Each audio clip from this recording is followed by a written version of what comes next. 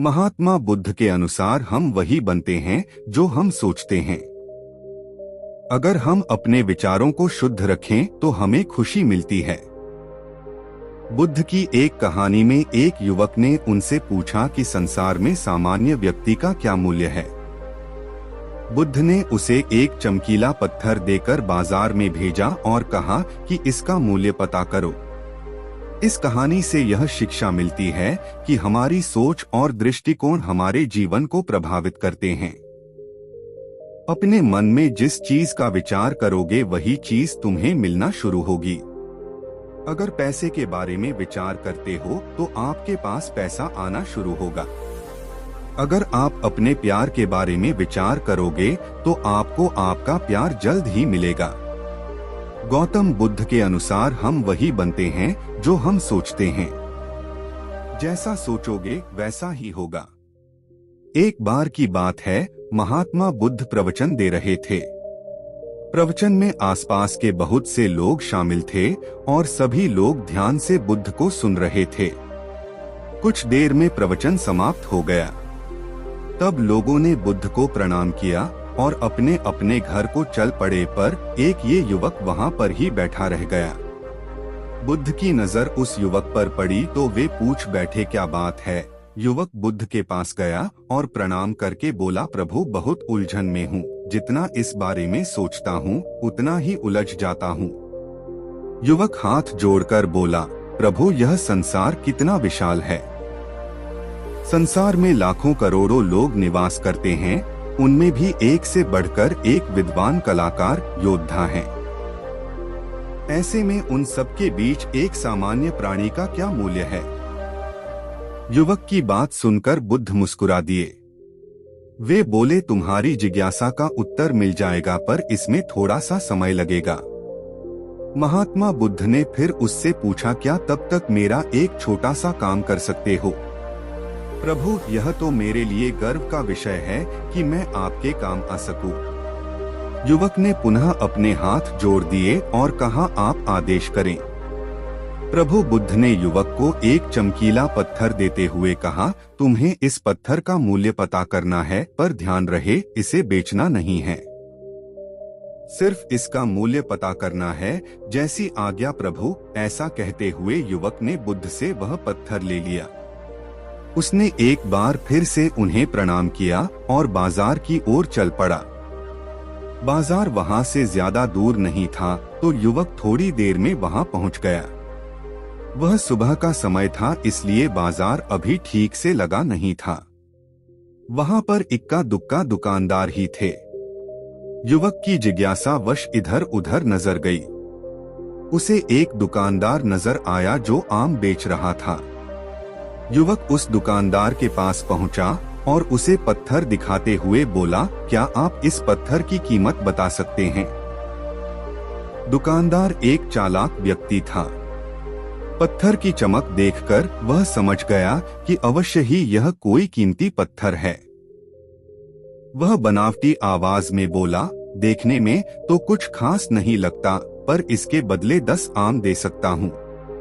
दुकानदार की बात सुनकर युवक को हल्का सा क्रोध आ गया कि इतना सुंदर पत्थर और इसका मूल्य सिर्फ 10 आम, अवश्य ही यह झूठ बोल रहा है। युवक को चुप देखकर दुकानदार बोल उठा, क्या कहते हो? निकालो आम। पर युवक ने दुकानदार को कोई जवाब नहीं दिया। वह चुपचाप आगे बढ़ गया। सामने एक सब्जी वाला अपनी दुकान सजा रहा था। युवक उसके पास पहुंचा और उसे पत्थर दिखाते हुए उसका मूल्य पूछा। उस पत्थर को देखकर सब्जी वाले की आंखें खुशी से चमक उठी। वह मन ही मन सोचने लगा, यह पत्थर तो बहुत कीमती जान पड़ता है। अगर यह मुझे मिल जाए तो मजा ही आ जाए। दुकानदार ने कहा, वैसे मैं इस पत्थर के बदले एक बोरी आलू दे सकता हूँ। सब्जी वाले के चेहरे की कुटिलता देखकर युवक समझ गया कि यह दुकानदार भी मुझे मूर्ख बना रहा है।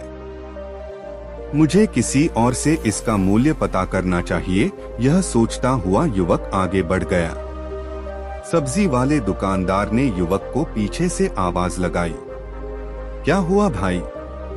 अगर आपको यह मूल्य कम लग रहा है तो बताएं तो मैं इसे बढ़ा दूंगा।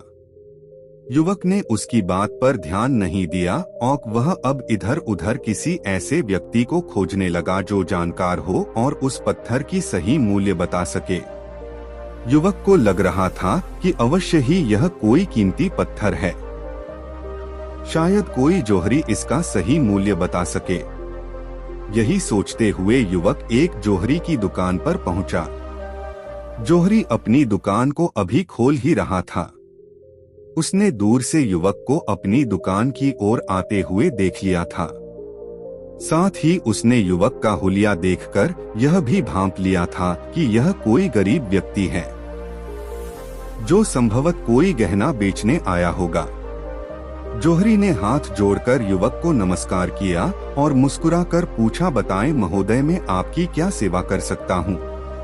युवक ने बुद्ध का दिया पत्थर अपनी हथेली पर रख दिया और बोला, इसका मूल्य पता करना था। पत्थर को देखते ही जौहरी उसे पहचान गया कि यह बेशकीमती रूबी पत्थर है जो किस्मत वाले को मिलता है। वह बोला, पत्थर मुझे दे दो और मुझसे 1 लाख रुपए ले लो। कहते हुए जौहरी ने पत्थर लेने के लिए अपना दाहिना हाथ बढ़ाया, पर तब तक युवक ने पत्थर को अपनी मुट्ठी में बंद कर लिया था। उसे पत्थर के मूल्य का अंदाजा हो गया था, इसलिए वह बुद्ध के पास जाने के लिए मुड़ गया। जौहरी ने उसे पीछे से आवाज लगाई, अरे रुको तो भाई, मैं इसके 50 लाख दे सकता हूँ। लेकिन युवक को वह पत्थर बेचना तो था नहीं, इसलिए वह रुका नहीं और दुकान के बाहर आ गया। जौहरी भी कम चालाक नहीं था, वह उस अनमोल पत्थर को किसी भी कीमत पर अपने हाथ से जाने नहीं देना चाहता था। वह दौड़कर उसके आगे आ गया और हाथ जोड़कर बोला, तुम यह पत्थर मुझे दे दो, मैं इसके बदले 1 करोड़ देने को तैयार हूँ। युवक को जौहरी की बातों में अब कोई रुचि नहीं रह गई थी। वह जल्द से जल्द बुद्ध के पास पहुँच जाना चाहता था, इसलिए ना तो वह रुका और ना ही उसने जौहरी की बात का कोई जवाब दिया। वह तेज तेज कदमों से बुद्ध के आश्रम की ओर चल पड़ा। जौहरी ने पीछे से आवाज लगाई, यह अत्यंत मूल्यवान पत्थर है, अनमोल है, तुम जितने पैसे कहोगे मैं दे दूंगा। यह सुनकर वह युवक परेशान हो गया। उसे लगा कि कहीं पत्थर के लालच में जौहरी उसे पकड़कर जबरदस्ती ना करने लगे, इसलिए वह तेजी से आश्रम की ओर दौड़ पड़ा। युवक जब बुद्ध के पास पहुंचा तो वह बुरी तरह से हाफ रहा था। उसे देखकर बुद्ध मुस्कुरा दिए, फिर भी उन्होंने अपने चेहरे से कुछ भी जाहिर नहीं होने दिया। वे बोले, क्या बात है वत्स, तुम कुछ डरे हुए से लग रहे हो।